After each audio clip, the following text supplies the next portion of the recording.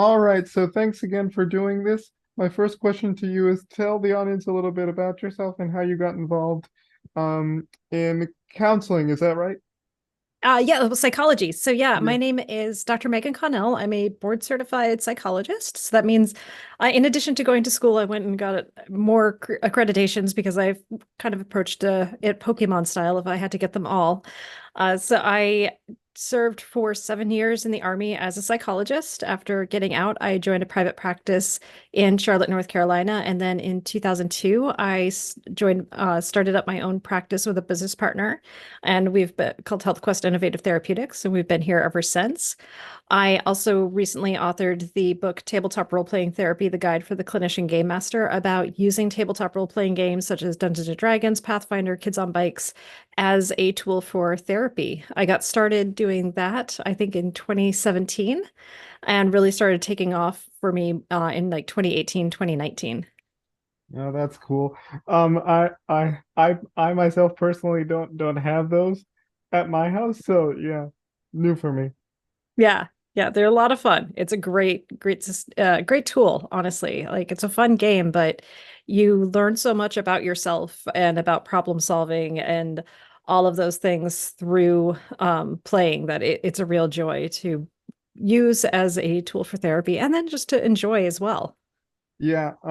My next question is, what do you do in your current role? Like, Yeah, so I am a psychologist in private practice. So I see clients. I see about 25 folks a week usually, plus I run groups.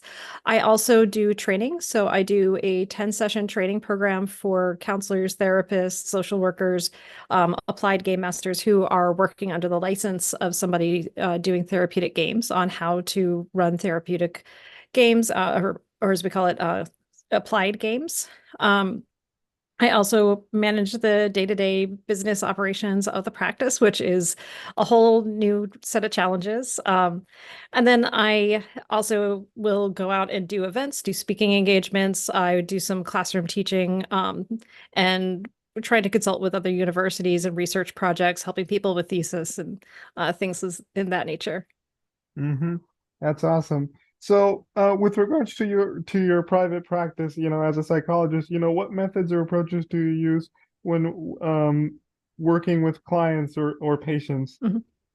Yeah, so I use the term clients because I'm here to, provide a service, and this is something where people are voluntarily coming in to work. So my therapeutic style is called acceptance and commitment therapy, or abbreviated to ACT.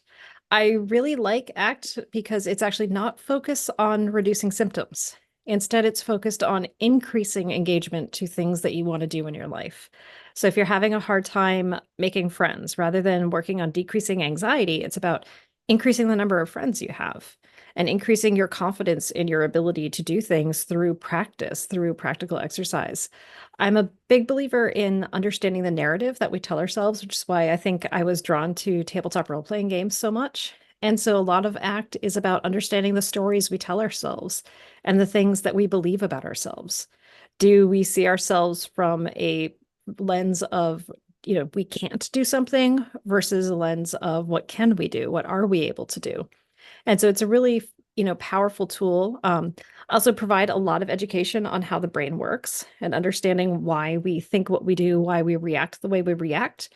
Because what I have found is a lot of folks carry shame and guilt around their brain operating exactly as it's designed. There's nothing going wrong in their head. It's just our brain doesn't always operate under the assumption and understanding that we're in a different setting than it was designed for. And so Mm-hmm. it's a lot of fun. Yeah, I bet. So, what impact does your particular kind of work and specifically your particular kind of therapy have on the greater community? Because this is a kind of therapy that I've never heard of before, so this is new to me. So, if you could talk a little bit about talk a little bit about the impact that it has Mhm. had, not just um on you, like doing this kind of work, but also in the greater community. What if people said, you know, um, yeah. Um, sorry if that's not clear, No, but no. And I'm guessing you're talking about the applied gaming side using TTRPGs in yeah, therapy. the yeah. Yeah. Yeah, so from like a wider community perspective, it's really opened the door for a lot of people who maybe weren't thinking about doing therapy to kind of think about that as a potential career or something that they might be interested in doing. It's been an amazing vehicle for helping people kind of understand who they are. And it's really, I think, paved the way for a lot more in terms of utilizing special interests in therapy. So just beyond tabletop gaming, it's, I think, helping a lot of therapists understand how to bring in non-therapeutic elements into their practice, so writing fan fiction, love of Marvel movies, love of comic books, passions for space and exploration, and to use the special interests and special, focuses of their clients for their own clinical work and how to do that in an applied way to meet people where they are. And so I really do think, tabletop therapy and hasn't completely spearheaded that, but has really helped drive that and helped people kind of broaden their perspective on what could be possible with, their different skill sets. Mm-hmm. Just to kind of wrap this up, what can people take away from this conversation? How can other therapists you sort of look at this and go, okay, this is something that I want to use in my particular practice. What can therapists sort of like take away from this? How can they sort of Mhm. apply your type of work Yeah. and approach to what they're trying to do? Yeah, so I'd say, if they're wanting to learn more, not to be self-serving, but my book is a good place to start. I cover the history, the theoretical foundations of it, how to utilize tabletop role-playing games with a wide array of diagnoses, how to create your games and get them off the ground. Also, I am the co-founder of Geeks Like Us. It's a community-based entertainment channel. We're on a little bit of a hiatus right now, but I have a lot of videos on there talking about applied gaming with talks that I did at various gaming conventions. Um, and then also just going and getting training. Like I said, I do trainings, but there's other trainings out there as well. And you can learn more through the trainings and understanding it. And for those who are hearing about applied games and trying to understand, like, what is it exactly that it does, it really helps people learn about themselves in a way where their defenses are down, that it's having that character in the game. So for those who are unfamiliar with tabletop role-playing games, the game master acts as a narrator, and the other people at the table are the characters in the narrative. And they have their characters decide what their characters are going to do, and the actions and the job of the person who's acting as the narrator. It describes how successful or difficult or successful they are with each of their different tasks. And it can be a really great way for people to learn about themselves in a way that doesn't feel like a personal attack because it's not them, it's their character doing things. And Mm-hmm. that little bit of emotional distance really, really seems to sink in and help people grow and develop and gain new insights into themselves.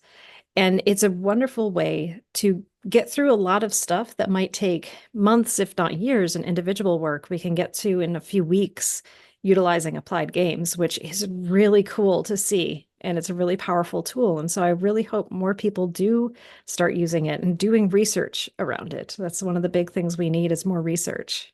Yeah, because that's my other question too. Like, how can really sort of the applied games, how can that be used as a powerful tool to for things like, the work that you're doing and using it for good? Because I remember, with the stuff about AI and all the stuff that's going on, um, and how it can be be bad for certain things, but also can be used as a way for good. So the applied how can the use of applied games be used as a way to do good things in the Mhm. community? Well, it's all in how we utilize the tools that we have. I think something that's really important for everyone to remember is tools tend to be neutral. A hammer is neither good nor bad. It is just a tool, and it's how we utilize it. And same with tabletop role-playing games. It's a tool. It's a method of telling a story. It's a method of getting together and doing an activity with people. How we utilize that tool is really going to be dependent on the person who's using it. And we can use it as a way to help people explore understanding of others, to build empathy through experiences that are very different from their own. It can be a way to build group cohesion and working together that people have never experienced before. It can be a way of learning how to stand up for yourself and to defend yourself in, interpersonal attacks and, stating your desire to do something. It's all about how we use these tools, and understanding that is really powerful. Mm-hmm. Yep, that's true.